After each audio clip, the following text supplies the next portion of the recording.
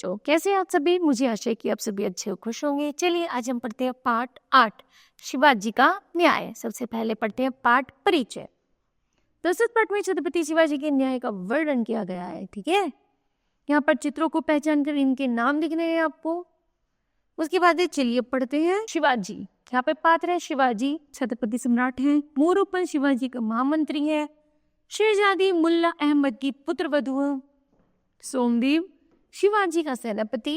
मुल्ला अहमद कल्याण के किले का सूबेदार और कुछ सैनिक। शिवाजी दुर्ग में अपने कुछ विश्वस्त सैनिकों के साथ अपने आसन पर बैठे हैं। शिवाजी कहते हैं अपने विश्वस्त सैनिकों से, क्या कल्याण के किले से कोई समाचार आया है? सैनिक कहते हैं अभी तो नहीं आया, पर आता ही होगा श्रीमंत। सेनापति सोमदेव के नेतृत्व में हमारी सेना किले पर अपना ध्वजा फहरा देगी, आप विश्वास रखिए। शिवाजी कहते हैं हमें अपने सेनापति की वीरता पर पूरा विश्वास है, परंतु युद्ध इतने दिन चलेगा हमें आशा नहीं थी। इस किले को जीतने के लिए हमारे कितने ही सैनिकों को अपनी जान से हाथ धोना पड़ा। महामंत्री मोरोपंत का प्रवेश होता है। मोरोपंत कहते छत्रपति शिवाजी की जय। शिवाजी कहते कहिए मंत्री जी, युद्ध क्षेत्र से कोई समाचार आया? मोरोपंत कहते श्रीमंत हमारी सेना विजयी हुई। शिवाजी कहते हैं तो क्या कल्याण के किले पर हमारा अधिकार हो गया? मोरोपंत के जी श्रीमान, कल्याण का किला अब हमारे अधिकार में है। शिवाजी कहते हैं लेकिन सेनापति सोमदेव अभी तक क्यों नहीं आए? कहीं युद्ध में? मोरोपंत कहते हैं बीच में शिवाजी की बात काटते हुए, नहीं महाराज, वे आते ही होंगे, उन्होंने अपनी जीत का संदेश भिजवाया है। तभी सेनापति सोमदेव का प्रवेश होता है। सोमदेव कहते हैं महाराज की जय हो श्रीमंत। माता जीजाबाई के आशीर्वाद, माँ भवानी की कृपा, आपके प्रताप और हमारे सैनिकों की बहादुरी के कारण हमने कल्याण के किले पर अधिकार पा लिया है। शिवाजी कहते हैं हम जानते थे, हमें अपने सैनिक और अपनी वीरता पर तनिक भी संदेह नहीं था। जहाँ जैसे सेनापति हो वहाँ हार का तो प्रश्न ही नहीं उठता। यह जीत आप सबकी है, हमें अपने वीरों पर गर्व है। युद्ध के बारे में कुछ बताएं। सोमदेव कहते हैं महाराज, जैसे कि आप जानते हैं कि युद्ध कई दिनों तक चलता रहा। किले पर अधिकार करने के लिए हमें अपनी कई वीरों के प्राणों की आहुति देनी पड़ी। शत्रु के सैनिक भी बहुत वीरता से लड़े, परंतु अंततः जीत हमारी ही हुई। शिवाजी कहते हैं युद्ध के समय हमारे आदेशों का पूरा ध्यान रखा ही गया होगा।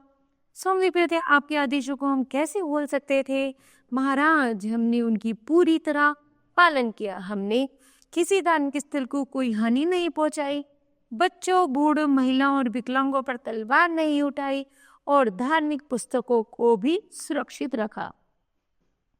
शिवाजी कहते हैं सेनापति जी, हमें आप पर गर्व है। सच्चा वीर वही है जो इस प्रकार का आचरण करे।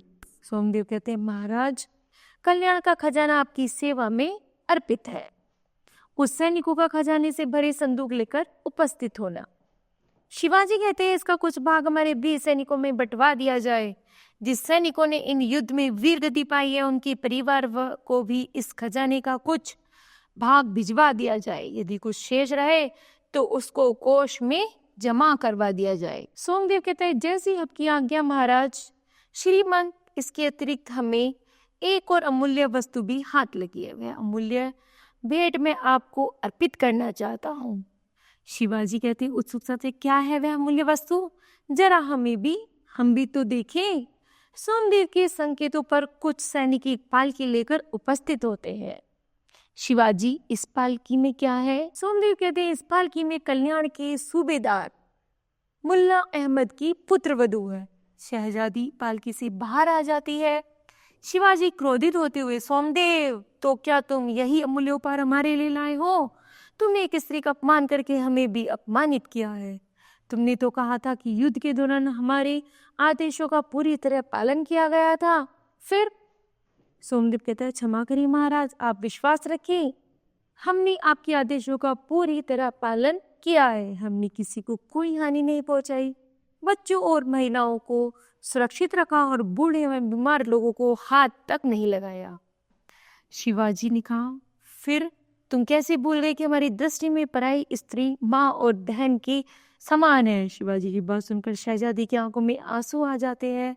शहजादी की ओर संकेत करते हुए, आप चिंता ना करें शहजादी, यहाँ पूरी तरह से सुरक्षित है। मैं अपनी सेनापति द्वारा आपको यहाँ लाए जाने के लिए क्षमा याचना करता हूँ। आप सूबेदार साहिब की पुत्रवधू है तो हमारी पुत्रवधू के समान है। आपसे प्रार्थना है कि आप हमारे सेनापति को क्षमा कर दीजिए। शहजादी कहती है, श्रीमत, मैं उम्र में आपसे बहुत छोटी हूँ। आपका मुझसे इस प्रकार क्षमा याचना करना ठीक नहीं है।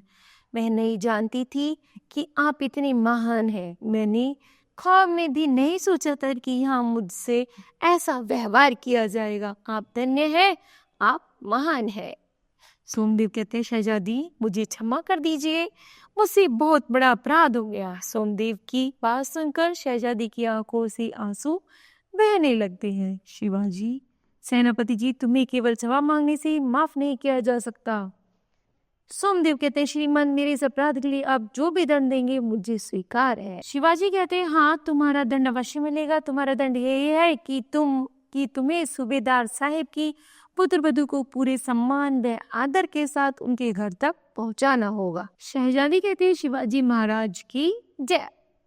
सभी साहिब छत्रपति शिवाजी महाराज की जय करते हैं और सब चले जाते हैं। तो बताओ बच्चों, आज आपने क्या सीखा? तो हमने सीखा अनुशासन का पालन करना और स्त्रियों का सम्मान करना चाहिए। ठीक है, तो मुझे आशा है यह पाठ आपको समझ आया होगा। धन्यवाद।